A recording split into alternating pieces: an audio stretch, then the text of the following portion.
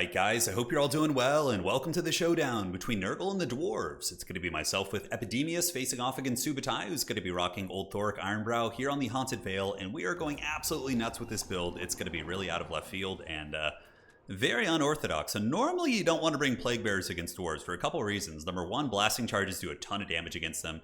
And number two, sorry, the little Nurgling popping out of his butt kind of distracting me there. But number two, the arrows, so the various shooting, whether it be Quarrelers, Bugman's Rangers, whatever, it does nasty damage against Plaguebearers. So oftentimes you're going to be seeing armor or faster options that can close the distance a little bit quicker. But today we're going to be going a little bit nuts. We have Epidemius on his chair, and he himself is a good armor-piercing fighter with huge HP. So, you know, he's going to be okay at rumbling in the Dwarven front line. But let's look at his buff. So firstly, it has the Epidemic Outburst. So this one does no AP, but it does spread a Contagion, which is going to give you army ability. So that's how Nurgle gets abilities, by spreading debuffs and things like that. So that's kind of helpful for getting like Fecundity and some of those army abilities.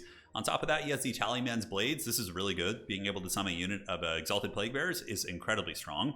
On top of that, he has the Sands of Sickness, so this gives nearby units melee damage reflection, which I haven't really tested it, but the fact that it gives Vigor is quite nice too, and it debuffs all nearby enemies. So if you're in a blob versus the Dwarves, their MD and their speed, it's going to be getting punished, and it's up to 5 units. That ain't bad.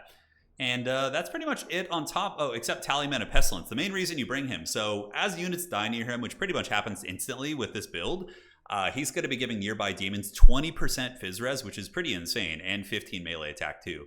So these guys are going to go up to 45 melee attack, and they're going to be at a massive amount of Phys Res on top of their 20%. So I'm just going to be eating shots to the face with these Plaguebearers, and I have an Nurgle Sorcerer to heal them, right?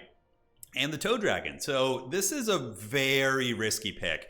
And if I end up losing this game, you guys know where to look.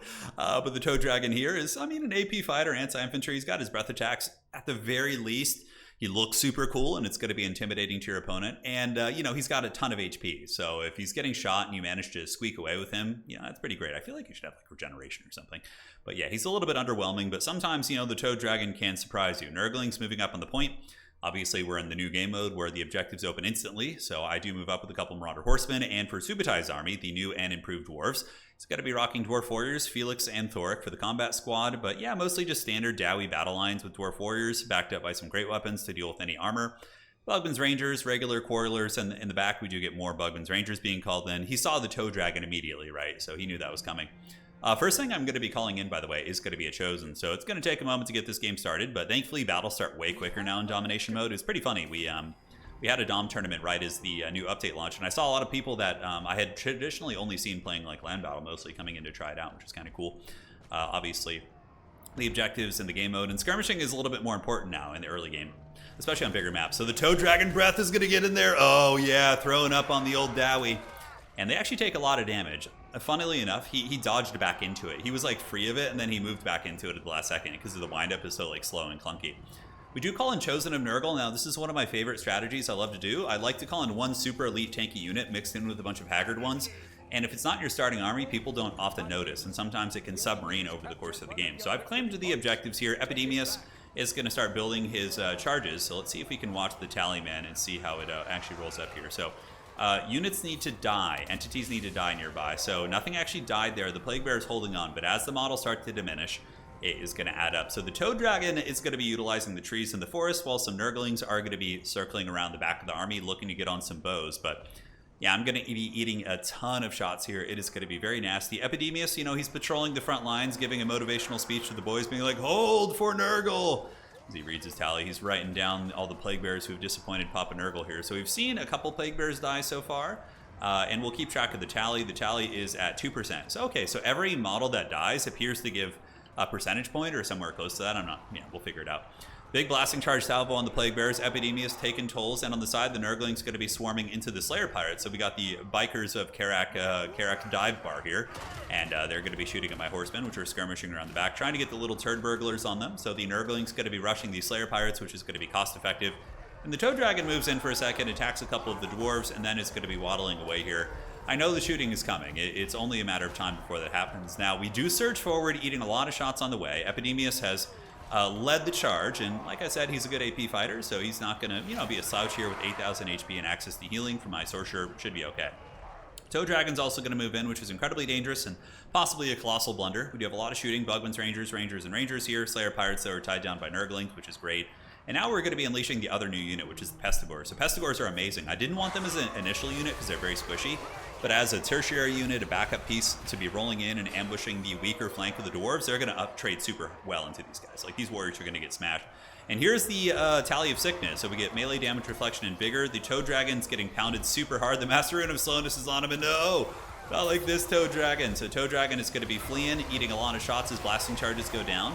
But now the Tallyman's toll should be pretty fat, so let's take a look at that. And it is at 37%, so currently we're getting 7% Fizz Res. Okay, it takes a little bit longer to build up. But we do get an overcasted Fleshy Abundance on the Blob. Plaguebearers are getting that nice Fizz Res, and we are A-okay on the Toad Dragon. He is going to be squeaking away. Chosen, in the meantime, lose literally one model against those Dwarf Warrior Great Weapons. Oh my god, Nurgle Chosen are so metal. And they're going to continue pushing through and just tearing through the Dwarven ranks. Meanwhile, the Tallyman and his Plaguebearers, which normally, of course, wouldn't fare too well against Dwarves, but with the physical resist and the support from the Nurgle Sorcerer, they seem to be anchoring pretty well. We got a couple Pestigors preparing a charge here on the flank.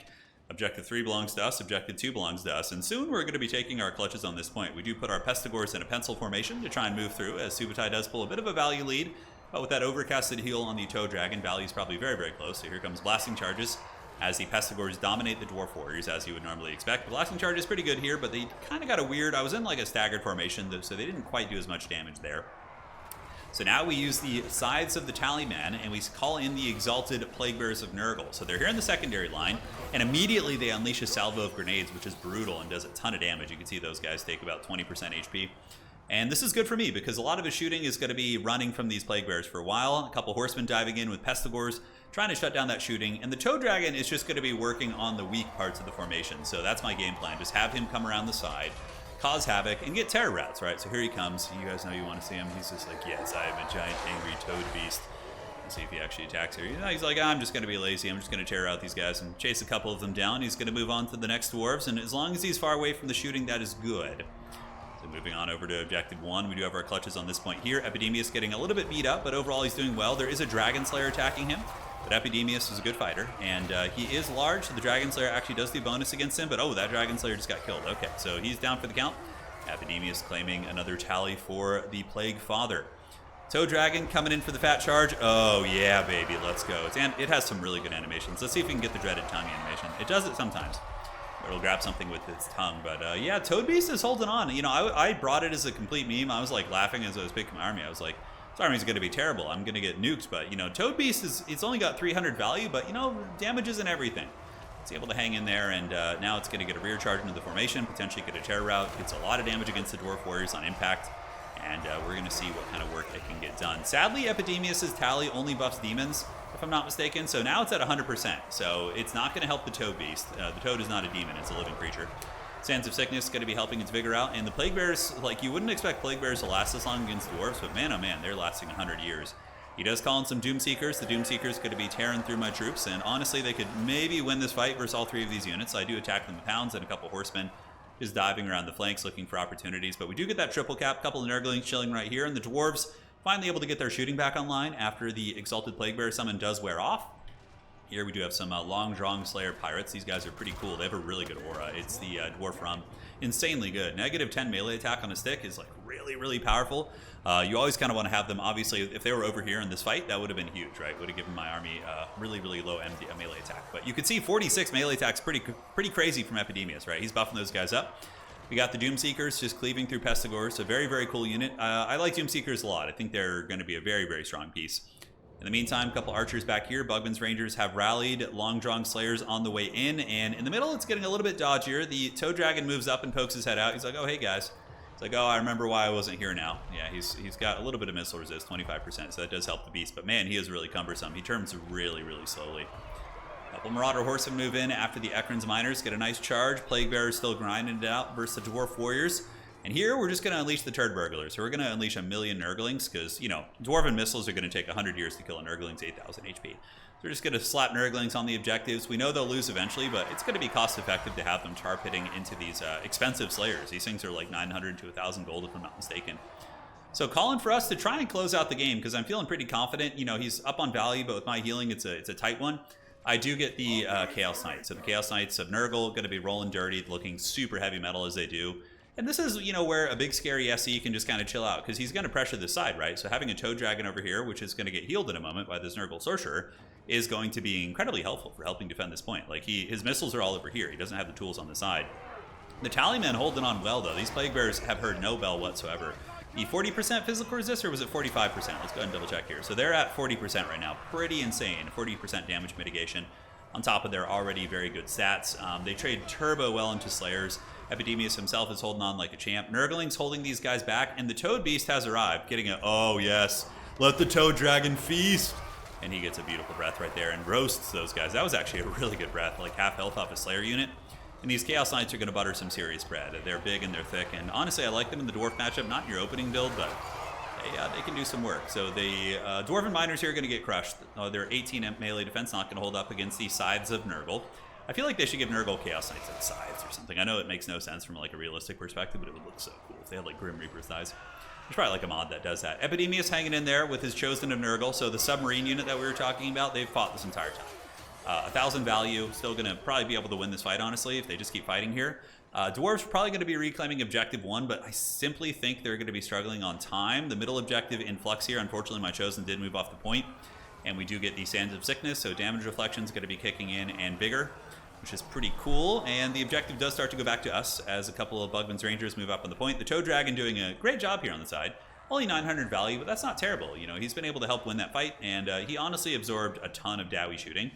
So a lot of my opponent's value is tied up on the Toad Dragon, which is very much functional right now. He's hanging in there. But the Dwarves do get some speed. Bugman's Rangers and Miners move here, and the Nurglings are going to be relinquishing that objective. They're not going to be able to hold. This one is a little bit dodgy, but overall, it's just GG at this point. There's no way you can get this.